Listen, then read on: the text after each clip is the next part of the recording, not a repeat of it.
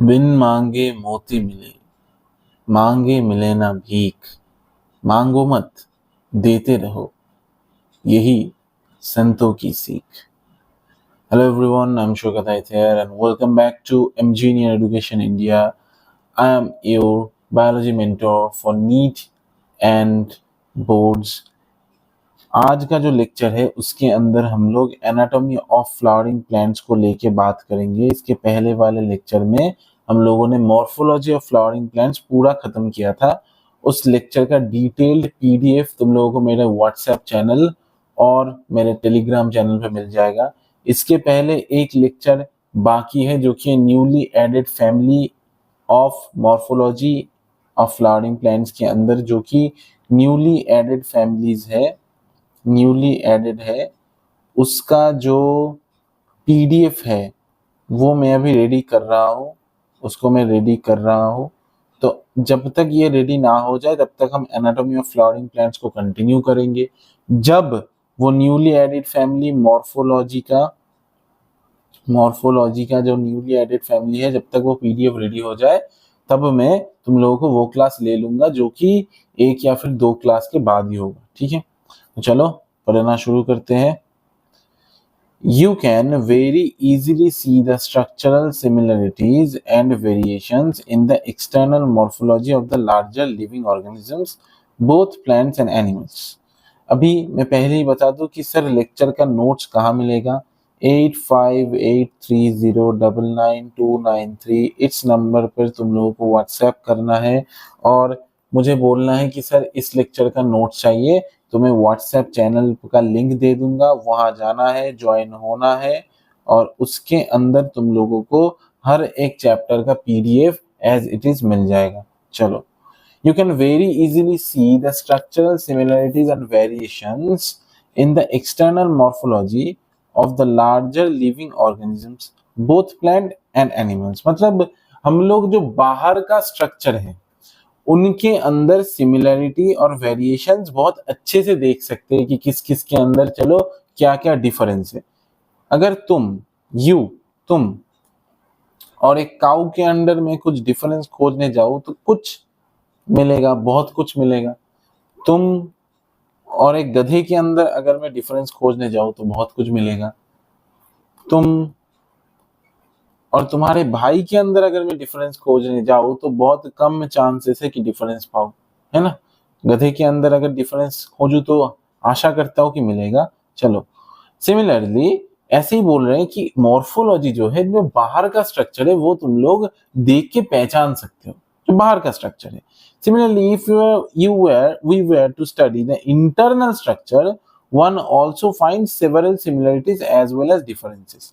तो अगर तुम लोग अंदर का जो स्ट्रक्चर है वो उसको अगर अच्छे से देखने जाओ तो उसके अंदर भी बहुत सारी सिमिलरिटीज मिलेगा। जैसे कि काऊ के अंदर भी तुम लोगों को क्या देखने को मिलेगा, बहुत सारे हमारे जैसे ग्लैंड्स, हॉर्मोन्स, हमारे जैसे ही बहुत सारा स्ट्रक्चर जो शरीर के अंदर रहता है, ऑर्गेन्स, ऑर्गेनेल्स, ये सब कुछ देखने को मिलेगा, टिश्यू। ठीक है, तो कुछ डिफरेंसेस भी देखने को मिलेगा। जैसे कि हमारा जो स्टोमक है और काऊ का जो स्टोमक है उसमें बहुत सारा बेसिक डिफरेंसेस होता है। ठीक है, this chapter introduces you to the internal structure and functional organization of higher plants।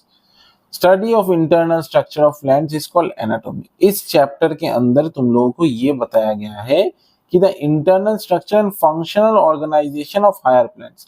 Higher plant का यानी कि जिम्नोस्पर्म, एंजियोस्पर्म के अंदर अगर मोनोकॉट हो, डाइकॉट हो, तो इन सब के अंदर तुम लोगों को इंटरनल स्ट्रक्चर कैसा देखने को मिलेगा, अंदर का स्ट्रक्चर, मतलब सेल का स्ट्रक्चर, सेल का ऑर्गेनाइजेशन, बेसिक ऑर्गन्स। प्लांट में भी ऑर्गन्स है, हाँ प्लांट में भी ऑर्गन्स होता है।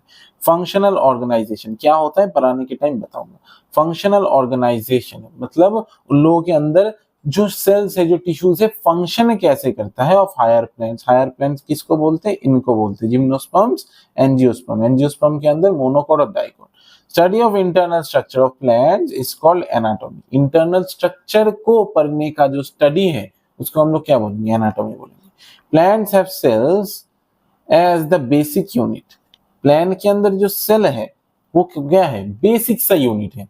लिविंग सेल एक बेसिक यूनिट होता है किसी भी लिविंग स्ट्रक्चर के अंदर। Cells are organised into tissues, cell से क्या बनते हैं, tissues. In turn the tissues are organised into organs, tissues से क्या बनेगा, ऑर्गन्स बनेगा। Different organs in a plant show differences in their internal structures. अभी मैंने बोला कि प्लांट के अंदर भी ऑर्गन देखने को मिलता है, तो different organs in a plant, plant के अंदर different different organs differences show करेंगे इन देयर इंटरनल स्ट्रक्चर, मतलब अलग अलग स्ट्रक्चर हो सकता है। Within angiosperms, the monocots and dicots are also seen to be anatomically different। मतलब एंजियोस्पर्म के भी अंदर जो मोनोकॉट और डाइकॉट है, ये क्या है, are also seen to be anatomically different, मतलब उनका जो इंटरनल स्ट्रक्चर है वो कैसा होगा, डिफरेंट होगा। मोनोकॉट और डाइकॉट इन दोनों प्लांट के अंदर एनाटॉमिकली स्ट्रक्चर डिफरेंट देखने को मिलेगा। Internal structures also show adaptations to diverse environment. जैसे कि मोनोकॉट प्लांट के अंदर एक एनाटॉमी देखने को मिलता है लीफ के अंदर, जिसको हम लोग बोलते हैं क्या, कमेंट में बताना है। C3 और C4 प्लांट की बात कर रहा हूँ, जल्दी से जाके कमेंट में लिख दो। जो लोग ड्रॉपर्स हो, जो लोग फ्रेशर्स हो, धीरे धीरे चलो, फोटोसिंथेसिस में मैं बात करूंगा। द टिश्यू सिस्टम, चलो we were discussing types of tissues based on the types of cell present। मतलब कैसा सेल प्रेजेंट होगा वैसा ही टिश्यू प्रेजेंट होगा।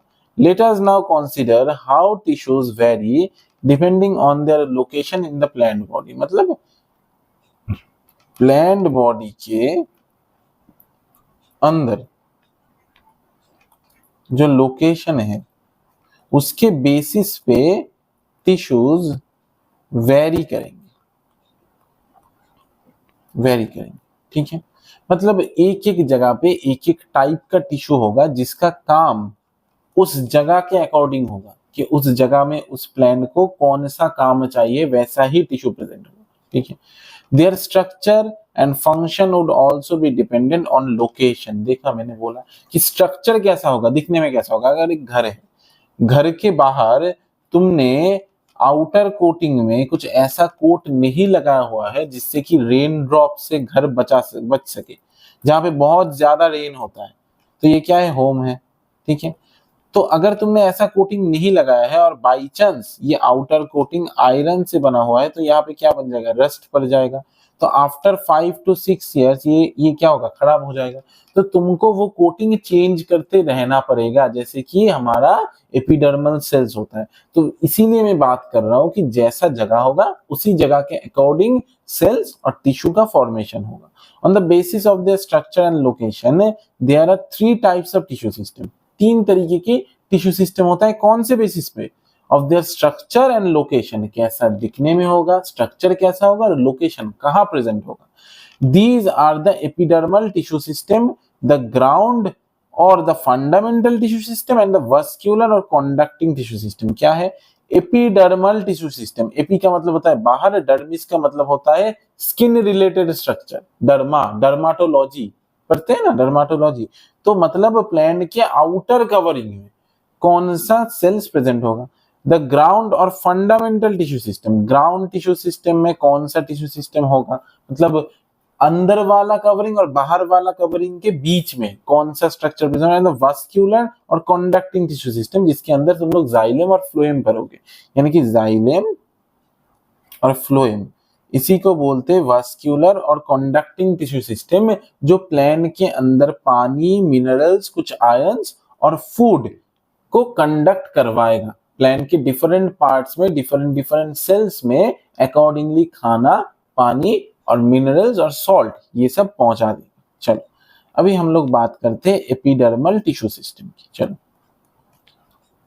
Epidermal tissue system, the epidermal tissue system forms the outer most covering of the whole plant body. पूरे plant body के अंदर जो outer most covering है वो कौन सा है, एपिडर्मल टिश्यू सिस्टम है, ठीक है।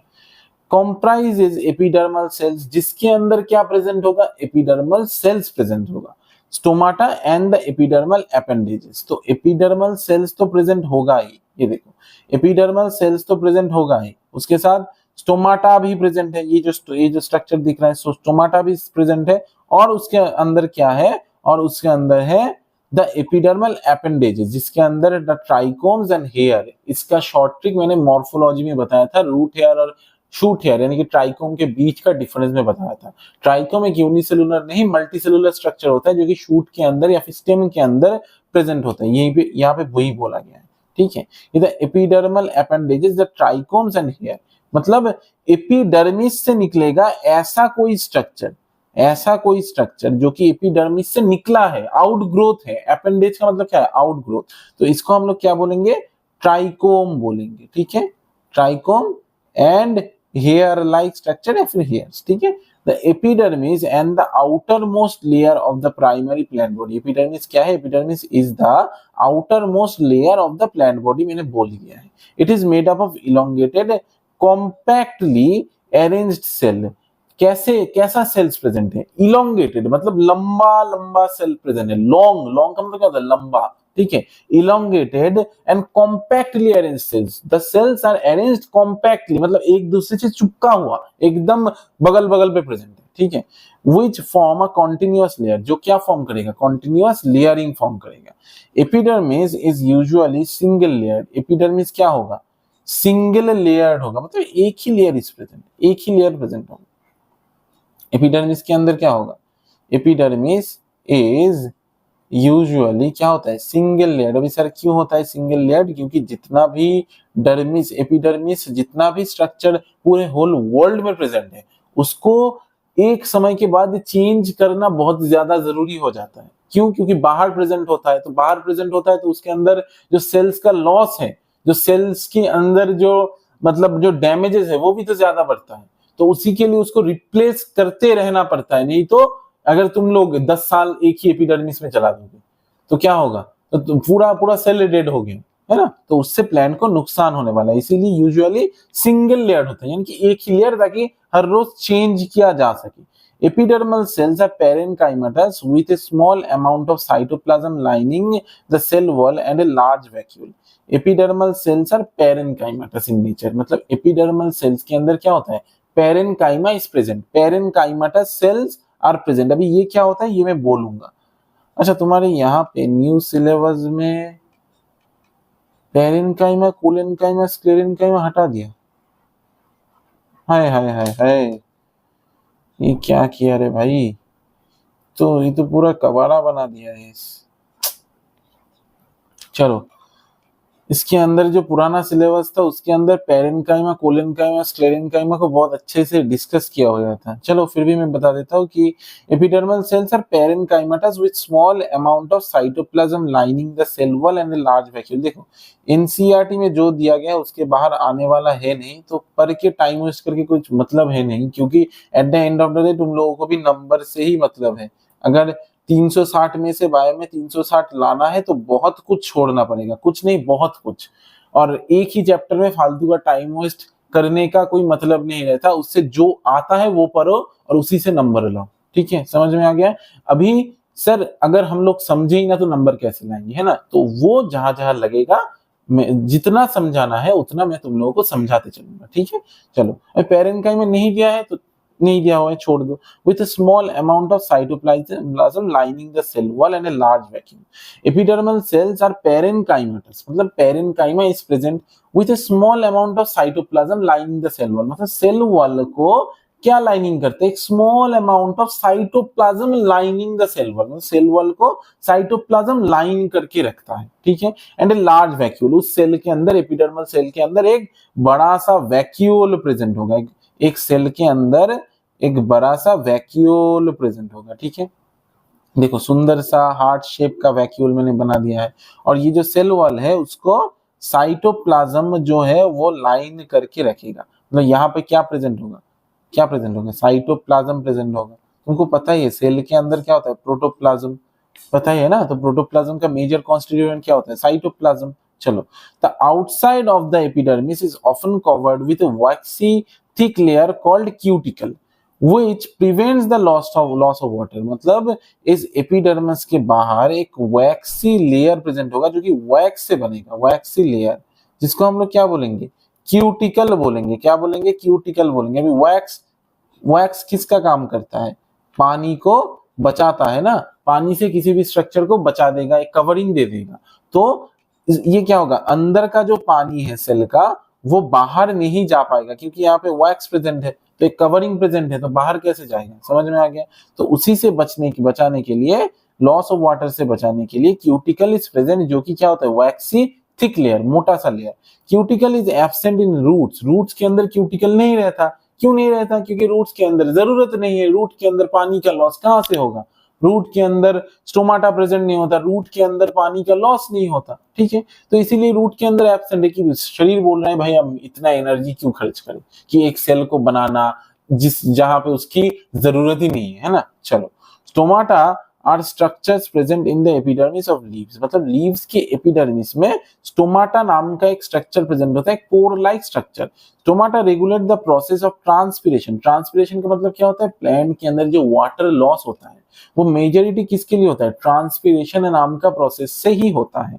And gaseous exchange, gaseous exchange और ट्रांसपिरेशन से ही वाटर का क्या होगा? लॉसेस होगा।